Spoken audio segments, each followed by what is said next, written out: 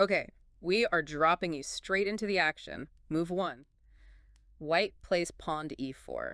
And we are at the 6th Hainan Danzhou GM tournament. This is back in 2015. And this game would eventually be called the 21st Century Immortal Game. On the white side, you have the 16-year-old Chinese prodigy, Wei Yi. His rating was already 27-24. Just an incredible talent. And playing black is the Cuban grandmaster Lazaro Bruzon Batista. He responds with pawn to c5. The Sicilian Defense, so you know right away we're in for a fight. Knight to f3 from white. And black plays pawn to e6. So he's signaling a move toward a more solid strategic battleground. Knight to c3. Pawn to a6. And there it is.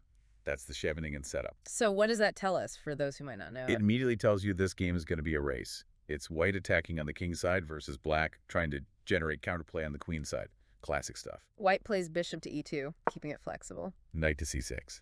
What's so interesting here is that this exact structure, the Sicilian Scheveningen, was, the ultimate battleground for Kasparov and Karpov. A real clash of titans. Exactly. But Wei Yi, he treats these positions less like a strategic guide and more like a launch pad for tactical fireworks. And here we go. Pawn moves to d4, opening up the center. Pawn takes d4. Knight takes d4. Queen moves to c7. Black putting immediate pressure on the center. White castles kingside.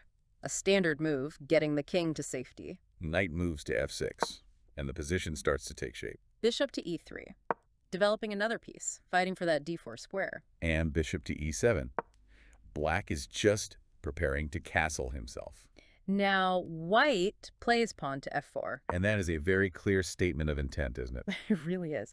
Wei Yi is basically shouting, I am coming for your king and I'm not waiting around. Pawn to d6. And this might be the moment where black was sort of tricked into a setup he wasn't totally comfortable with. How so? Well, Bruzon had played similar structures, but rarely this specific one, where white's f-pawn can get rolling so quickly. Interesting. White plays king to h1. A quiet little move. Yeah, a prophylactic move, just sidestepping the king off the g-file, just good preparation for the coming attack. Black castles kingside. And now, queen to e1. That was a little strange. It is a bit unusual, but it's all part of the plan. The queen is repositioning. She's heading over the king side to join the assault. Black plays knight takes d4. Trying to relieve some pressure, maybe. Yeah, simplify a bit. Yeah. Trading off one of white's really well-placed central knights. Bishop takes d4. Pawn to b5. And there's Bruzon's counterplay. He's starting his own attack on the queen side. But Wei Yi is focused. Queen moves to g3. The relocation is complete. That queen now has a direct line of sight to the black king. The pressure is building. Bishop moves to b7. Black continues with his own plan. Pawn to a3. A small but useful move from white, just shoring things up. Rook to d8. Rook to e1. White connects the rooks, getting all the heavy pieces into the game. Rook to d7. Seems flexible. Yeah, connecting his own rooks. But now, white plays bishop to d3. And that bishop is now aiming right at the king side. It is. And this is where analysts point to a crucial moment. Black plays queen to d8. Wait, why is that a problem? I mean, it looks so natural. It defends the bishop on e7, connects the rooks. It does look natural, and that's the danger. It's a bit too passive. By moving the queen back there, he's sort of handing the initiative completely over to white. And white pounces immediately, queen to h3. Every single white piece is now pointed like a weapon at the black king. Black is forced to play pawn to g6. He has to defend the f7 pawn, but this is exactly what Wei Yi wanted. It creates these huge permanent weaknesses on the dark squares around the king. And Wei Yi doesn't hesitate. He strikes. Pawn to f5. The attack begins. This just rips open the f file. Black responds with pawn to e5, trying to lock things down. Trying to build a wall, but it's just too late. At this point, analysts say black's position was already, well, horribly wrong, strategically speaking. White plays bishop to e3, another quiet, improving move. Rook to e8. And this proved to be fatal. Really? Why this move? By moving that rook, he leaves the f7 pawn, which is the absolute cornerstone of his king's defense, completely undefended. It's a disastrous mistake. White plays pawn takes g6. The h-pawn takes g6. Black is trying to keep the position closed, but the tension is just off the charts. And here it is, the move that triggers the entire immortal combination. Knight to d5. Wow. It's a stunning novelty. It just tears open the last defensive line. The threats are immediate and massive. And in black, who must have been under incredible pressure, accepts the sacrifice. Knight takes d5. And analysis shows this was just a losing on the spot blunder. This is the green light for Wei Yi's assault. Okay, so a 16-year-old has just launched the missile. He's now down a full piece. But the combination is forced. And it begins with Rook takes f7. The first major sacrifice. An absolutely decisive rook sack, just demolishing the final pawn shield. The computer evaluation it skyrockets. We're talking like +5 for white. It's a complete bolt from the blue. Black has to take. If he doesn't, it's immediate checkmate. King takes f7. The black king is now completely exposed.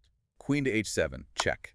The king is being dragged out into the open. And king to e6 is the only move to keep the game going.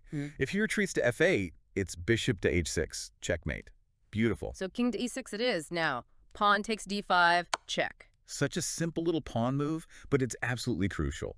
It opens more lines and forces the king even further into the center of the board. King takes d5. The black king is now, shockingly, standing in the middle of the board on d5. And now comes the second, just jaw-dropping sacrifice. Bishop to e4, check. Wait, what? He's already down a rook, and now he just gives away his bishop. He's now down a full rook and a bishop. The material deficit is incredible. So why do it? This is maybe the most beautiful move of the game. It's a decoying move. Its whole point is to prevent the king from escaping to the c6 square. The king has no choice but to continue this forced march. King takes e4. The king is now stranded deep in enemy territory. What on earth can white do now with almost no material? Well, we've just seen the demolition phase. But this is where the game becomes truly immortal. This is what we call the silent strangulation. Wei Yi plays queen to f7. That is fascinating. It's not a check. No check. This is the first of the silent moves. It is just sublime. The computer actually preferred a different move, a brute force 1 leading to mate in 9. But Wei Yi found something more artistic. He found the path of genius. Queen to s7 is quiet, but it creates these overwhelming threats. It's threatening mate in 1 on g6, mate on f4, and it controls d5 so the king can't go back. Black is desperate. Bishop to f6, trying to block the attack. White is calm.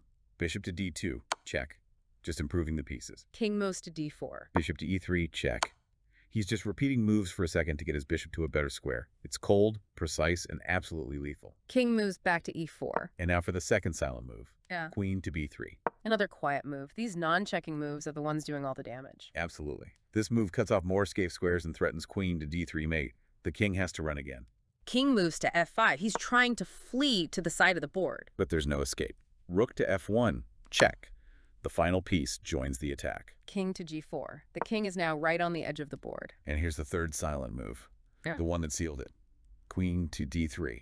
Unbelievable. Just unbelievable. It is. This quiet queen move just completely suffocates the king. It controls every square, and it threatens queen to g6 mate.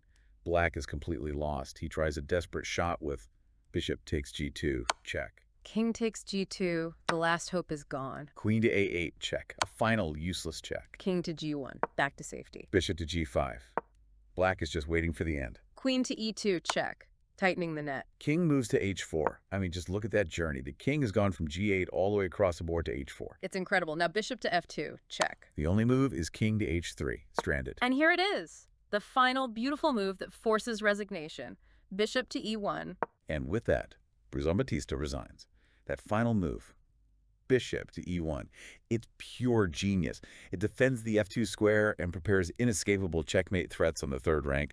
Just brilliant. Absolutely stunning. You just witnessed a modern chess masterpiece. So if your jaw just hit the floor and you want to understand how a teenager calculated a mate that deep, well, you know what to do. Smash that subscribe button and subscribe to the channel Chess Explained by AI.